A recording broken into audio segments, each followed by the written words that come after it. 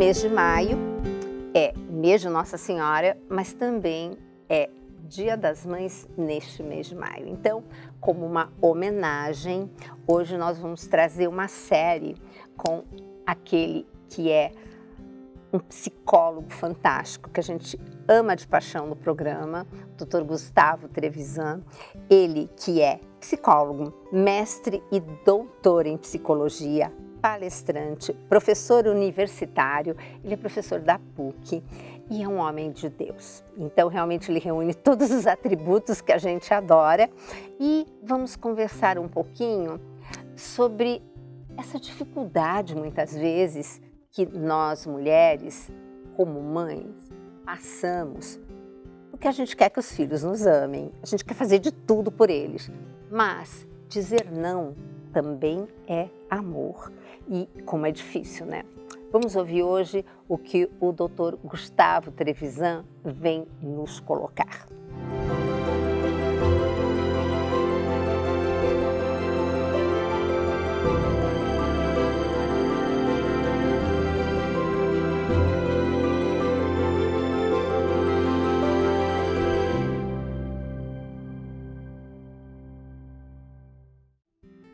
Eu queria agradecer especialmente a Canção Nova por mais uma vez abrir as portas para a gente falar de coisa tão importante e marcante que é para você, mãe, que está em casa.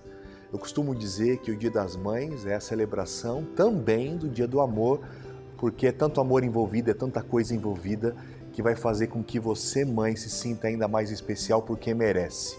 Agora, a questão aqui é o seguinte, a gente sempre fala onde nasce uma mãe, nasce uma culpa. E por que ao nascer uma mãe nasce uma culpa? Porque a mulher, ela tem tantas coisas para tratar, para dar conta na vida. A mulher, ela precisa de cuidar de casa, cuidar do seu marido, de cuidar de 2 ou 3 ou 4 ou sei lá quantos filhos. A gente até costuma dizer que uma mãe cuida de 10 filhos, mas 10 filhos não cuidam de uma mãe, não é? Então, nasce uma mãe, nasce uma culpa porque a gente sempre quer entregar e dar o que é de melhor para os nossos filhos. A gente sempre quer entregar aquilo que é de mais perfeito para os nossos filhos. Só que o nosso tempo nem sempre dá conta disso. Então a gente sempre fica pensando, a mulher, né? Será que eu estou sendo boa o suficiente para o meu filho? Será que a gente está conseguindo fazer com que a educação, os valores, o meu filho consiga aprender tudo isso? É muito difícil ser mãe, é muito difícil ser mulher. Portanto, o recado que eu quero dar para você, mãe, agora, para você, mãe, que está me assistindo, a gente faz o que é possível. Eu preciso falar uma coisa para você. Eu estava num simpósio recentemente com a ideia de que qual que é a melhor maneira da gente cuidar e educar os nossos filhos.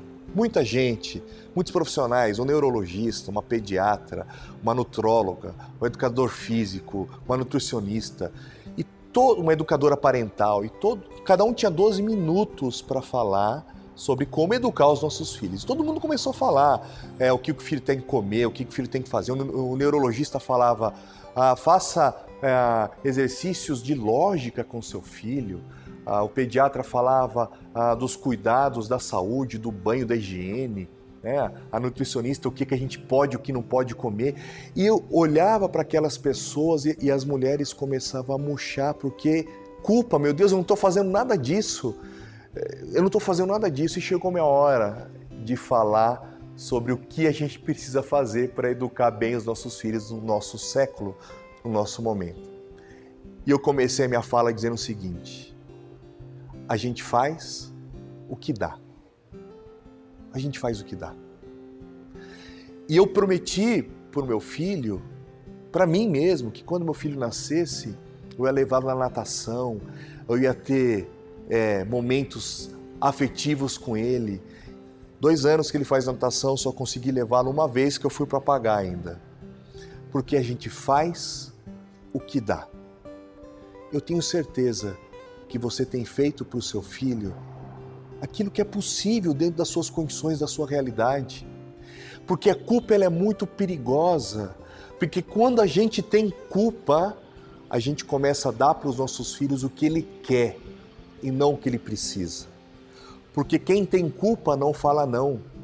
Quem tem culpa tem a sensação de o tempo todo dever algo a alguém. E você não deve nada para ninguém.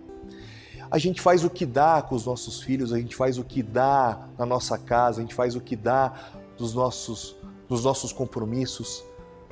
A ideia é fazer o melhor que você pode nas condições que você tem. E se você não tem uma condição melhor de entregar coisas para o seu filho, faz o que é possível.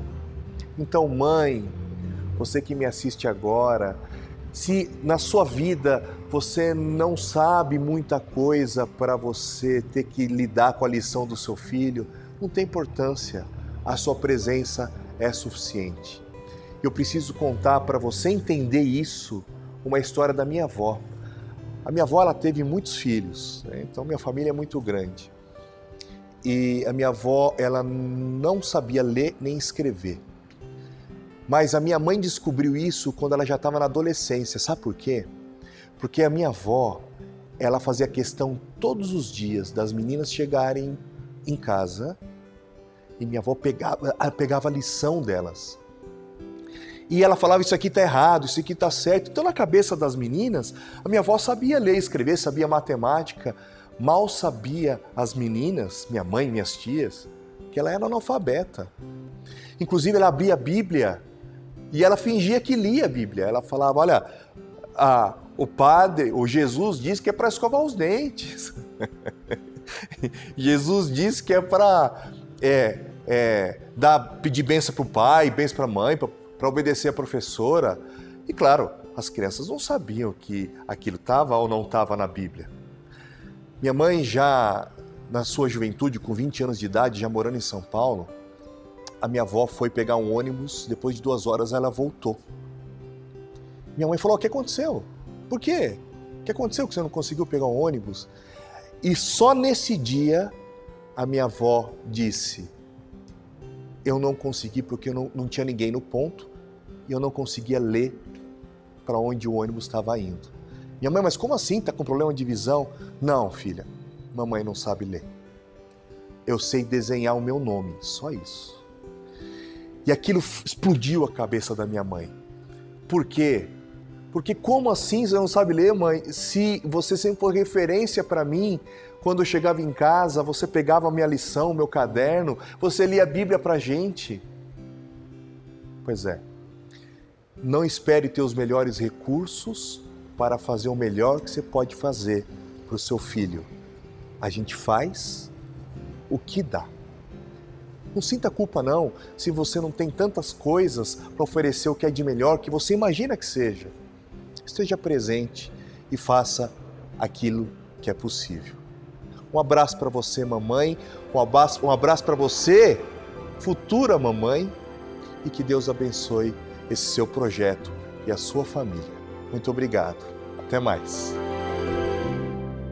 Pois é, doutor Gustavo, sempre, né, com aquela delicadeza, colocando, né, a palavra certa na hora certa. Que é exatamente isso que nós temos a pedir o Espírito Santo para nos orientar. E eu peço sempre muito para Nossa Senhora, toda situação que eu estou complicada, eu pergunto, mãe, como que você agiria? Como que você faria nesse momento? Qual seria a atitude correta? Então, rezando, pedindo, Nossa Senhora sempre, ela não nos deixa sem resposta, tá? Então, uma coisa importante é a gente pensar que nunca vai ter um momento adequado para ter tudo aquilo que a gente quer, que a gente gostaria de oferecer. Então, aquilo que nós temos é aquilo que é o necessário.